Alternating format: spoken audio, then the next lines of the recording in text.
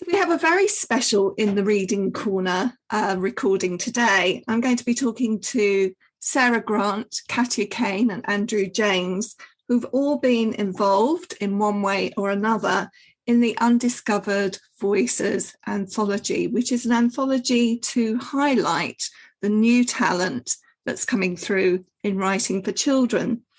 It's an important activity because it highlights to publishers the potential new authors that they can be recruiting from. So I'd like to welcome Sara Grant, first of all. Sara is on the planning committee for Undiscovered Voices, and I'd like to know from her a little bit about the history of this. Sure. We are really excited about the 8th anthology. Undiscovered Voices started as an idea. I worked for a company called Working Partners, and I had a friend also called Sarah O'Connor, and she and I came up with this idea and put together a package in 2006.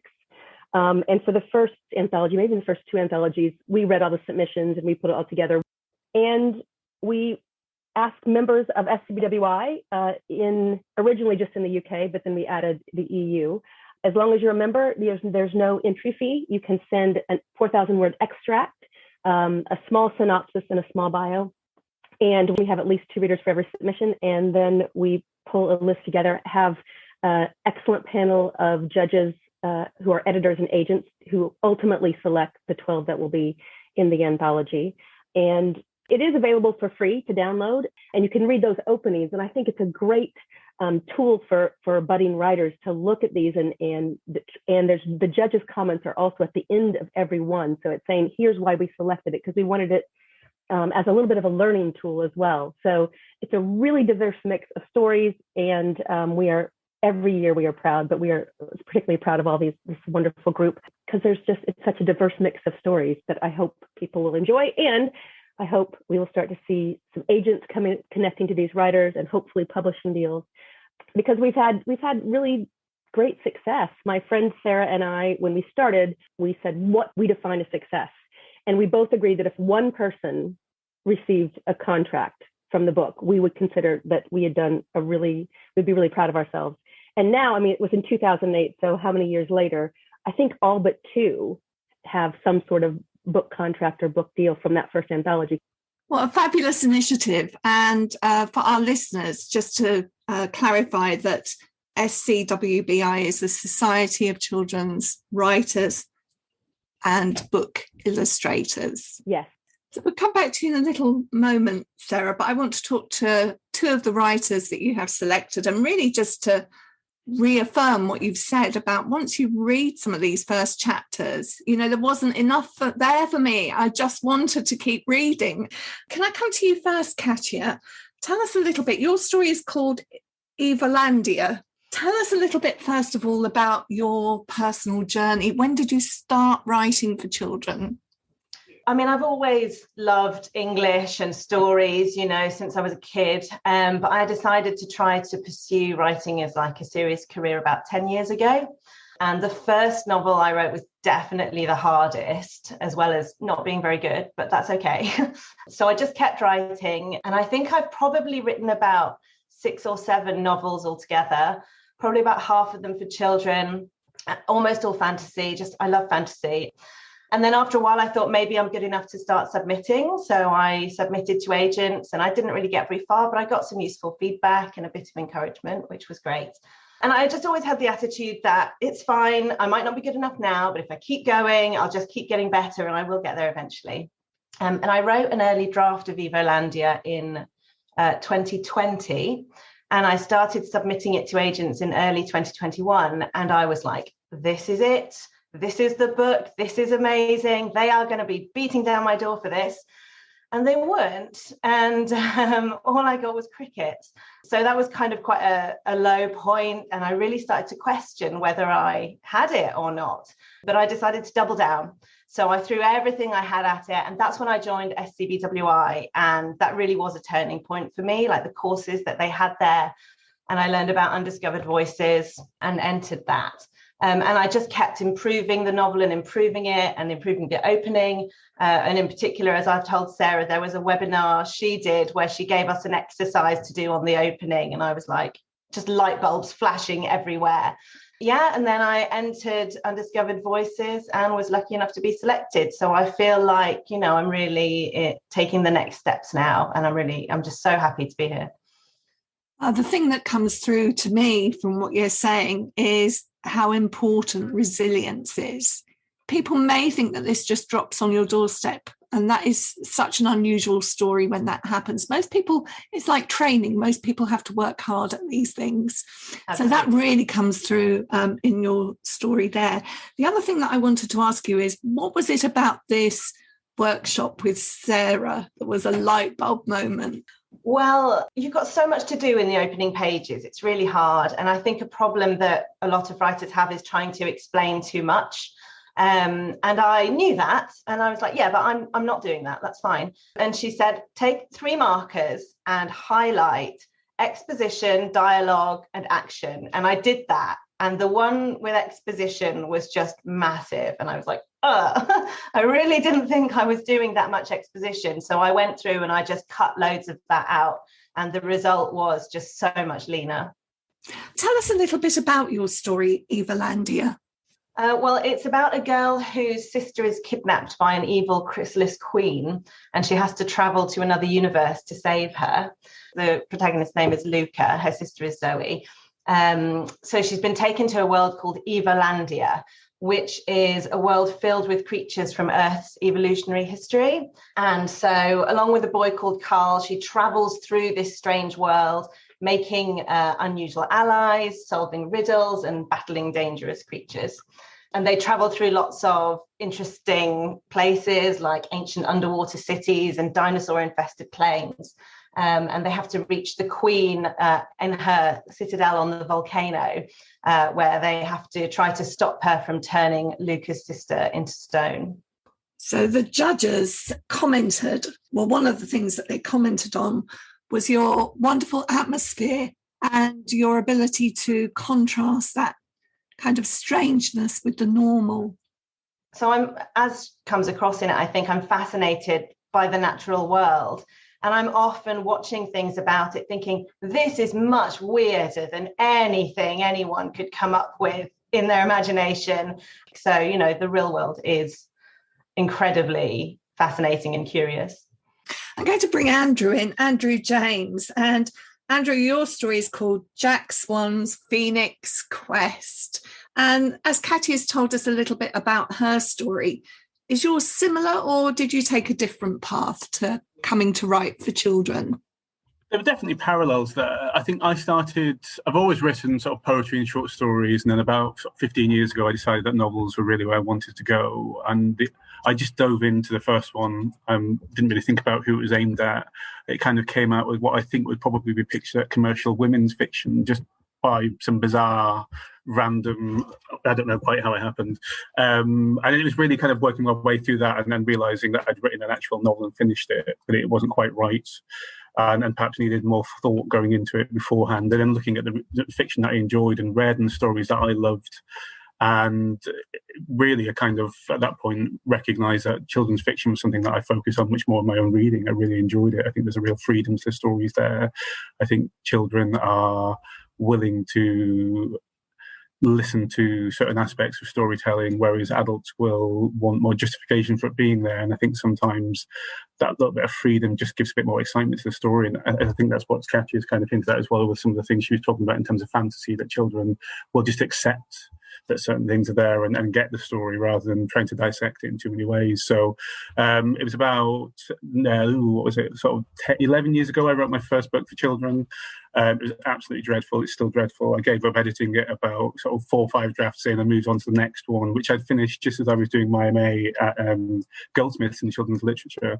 That one I was actually really proud of, but it just didn't quite have a spark. There wasn't something special enough about it, I think, to make it stand out. And then I wrote another one, which I did for my dissertation for my MA, which I was so proud of. But again, I think it was just maybe a little bit niche. And I got quite disheartened. I actually submitted that to agents last year, but it didn't go anywhere in the end, although I did get some fantastic feedback. And what I kept hearing from agents was they wanted something uniquely familiar or the same but different. And I thought, well, the stories that I love are those kind of adventure stories. Look at things like The Goonies and Indiana Jones. Those are the adventure things I absolutely love. How can I put a different spin on that? And thus Jack was born, really. And I felt the big difference, I think, for this story was that I felt I'd found his voice. So I kept hearing people talk about voice and how I can't quite get the voice. And I was thinking, what is this voice that everyone keeps talking about? Where does this voice come from? And then I realised that actually it was my voice. It's just me. It's an 11-year-old me with a 40-year-old sarcasm. And then that's, once I'd found the voice, the story kind of ran away with it, really. And I realised that if you look at most stories, they do all fit a model. What we're looking at here is a unique perspective, a unique angle. And so for me, that was bringing in the queer angle with Jack and making Jack gay, and not making that the focus of the story, but just having it present in the story and just being normalized. And similarly, giving Jack queer parents as well. And again, that not being an issue in the book, it's just an element that's present and keeping that queerness present as well. So bringing in those personal moments for me about my life as a queer teacher and having those present and bringing in my original voice, that was really kind of what sold Jack to me and why I think it's kind of caught the attention. I hope that comes across. It's first person, isn't it? Yes, absolutely first person. Yeah, I feel very comfortable in first person. There is still a voice in a third person piece of writing. I just wondered whether it was easier for you to find it through first person writing.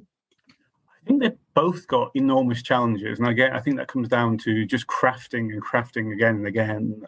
Jack's changed a lot since The Extract has been published in the anthology. That's also been developed since. The piece that I'd previously written for my MA, which was called The Rain House, it was close third person. So again, it was very much the narrator's voice, but very, very much inside the character's head. And I think every angle has got its own challenges. But I did find, I think once I'd realised the voice was me, it kind of made it a lot easier, if that makes sense. I think something that's come through from listening to both you and Katya is about this personal connection. Don't fight who you are. You've got to find a way of making that the thing that comes through in your story, regardless of what the industry is telling you it wants, because sometimes they don't know until they see it. Sarah, would you agree with that? I think that's true. I had a story with an agent's party where an agent said, do not send me X. And then a writer went up to her and said, yeah, I'm not going to send this to you, but here's this. And she's like, no, I love it. And it's ended up published.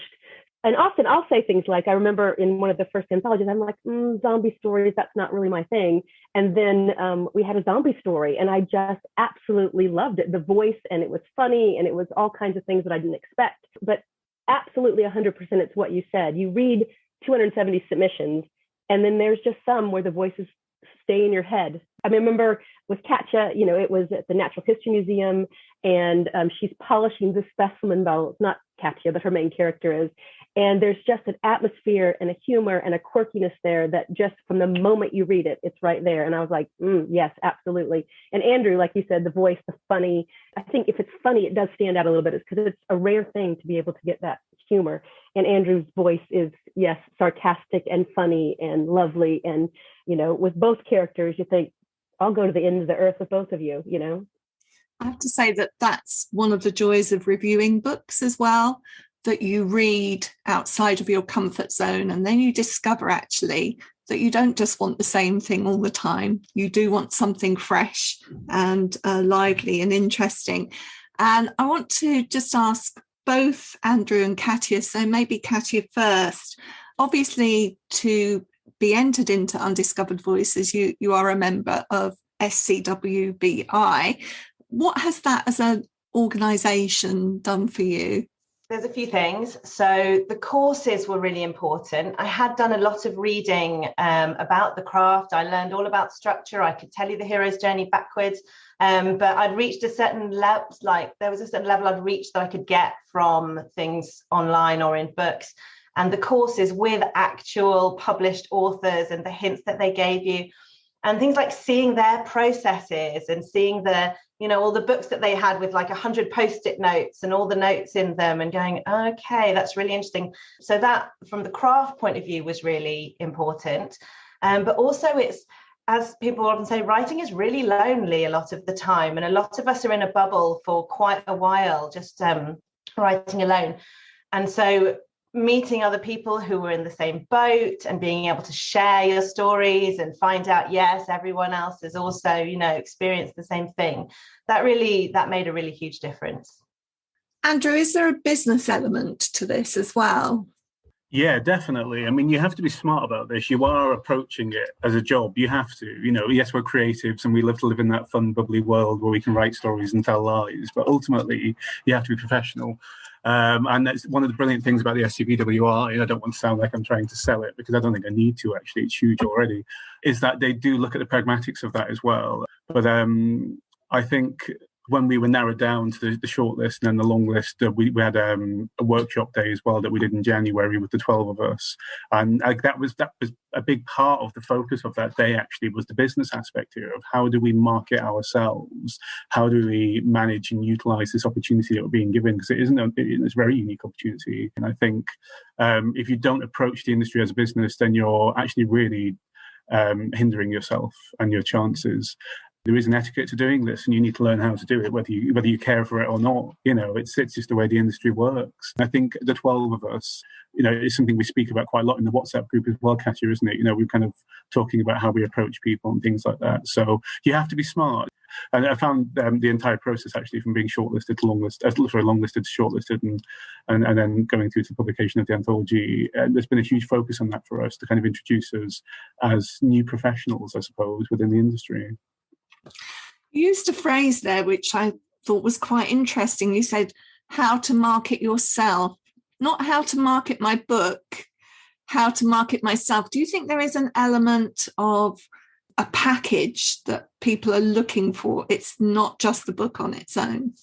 Yeah, absolutely. I think it's widely known now that publishers really want to invest in authors. So, typically I think a lot of authors will get a 2-book deal, and really that's an opportunity for you to prove to that publisher that you can be a brand as such, and you can find a readership and you can meet the needs of that readership and be successful with it. The book is going to change every time you release one, but you're the consistent factor. So you've got to have something there that readers can connect to about you as well, I think, definitely. And if you look at a lot of children's authors' personal websites, which I do all the time, I'm sure Kathy does constantly and Sarah does, I'm sure you do, they often have their quirky little bios and bits of information about them and their interests. And, it's really important that children and child readers and readers of any age can connect with them on a personal level. So there's definitely something about you that I think you have to be able to sell a little bit of as well. Yeah, absolutely. Especially when it's children's readers as well. I think if you are going to be successful, you're going to be going in schools, you're going to be doing library events, and you have to be able to, or you don't have to be able to, but I think it's useful if you can also have those sort of personable skills and kind of be interesting as well in some way. I want to come back to Katya. The scheme also has you working with mentors, doesn't it? Are those mentors matched one-to-one, and who did you work with? So they're one-to-one, and they are, I think, alumni from all of the anthologies. And I was really lucky because I got Annalise Avery, who is basically a powerhouse. And I think she was only in the previous anthology, but she's already, her first book's published. And yeah, she's been really helpful, really wonderful, offering to help look over my synopsis and just be supportive. And I work really well when I've got someone breathing down my neck. So she offered to be that person and say, right, I'm going to email you on this day and you better tell me that you've, achieved the goal that you said you were going to. So that's been really helpful as well. Sarah, I just want to come back to you. You mentioned earlier that you've had great success with Undiscovered Voices, and only 2 that to date have not yet managed to secure publication deals, which is an amazing success, actually. I suppose what I want to ask you is what advice you would give to some of our listeners who may well also be aspiring children's writers. How should they get involved with you?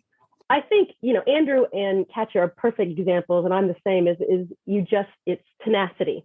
And I think sticking with it, being able to get, rejections and kickback and feedback and pick yourself up and move on. If you love it, never stop learning, taking classes. I think SCBWI, as these two demonstrate, and I'm also wouldn't be published if it wasn't for the support and the learning and the friendships and all that I got from SCBWI. And also being able to say goodbye to an apprentice piece. And that's a hard thing. If you spent 5 years on a story, to say, I'm going to set this aside for now. Because I do think we, as writers, we all need those pieces that we learn from. And then every book is different. And one thing we talked to our lovely Undiscovered Voices writers about is, you've written the first book and it's taken you 5 years or 2 years or 10 years or whatever it's taken. And if you get a publishing deal, the publisher's going to say, you've got 9 months or you've got a year. And then writing that second book is a different challenge. So it's kind of just continuing to evolve. But voice, I think Katya and Andrew said it as well, but voice really is what, as a reader, we strive for and we look for, and that lingers with us, like you talked about, kind of stays in our mind and pokes us from time to time.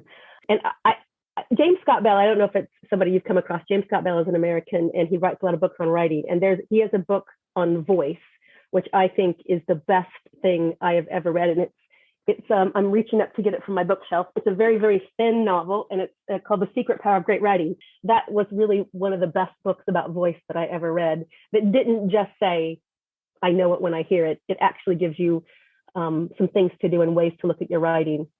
Thank you, Sarah. I've also got on my desk, and I'm looking for a very thin book by Alvarez called The Narrator's Voice. That's one that I keep very thin, almost pamphlet size, but I keep by close to me on my desk. So I would like to thank you very much for joining me today, Sarah, Katya and Andrew, and for giving us an insight into what Undiscovered Voices is all about. And especially Katya and Andrew, wishing you all the success as this anthology gets distributed and people start downloading it, which they can do from the website. And I can't wait until your books are published. Thanks so much. Thank you so much. In the Reading Corner is presented by Nikki Gamble and produced by Alison Hughes. If you have enjoyed this podcast, please leave us a review. If you would like to find out about other events and courses, visit justimagine.co.uk. Join us again in the Reading Corner on your favourite podcast platform.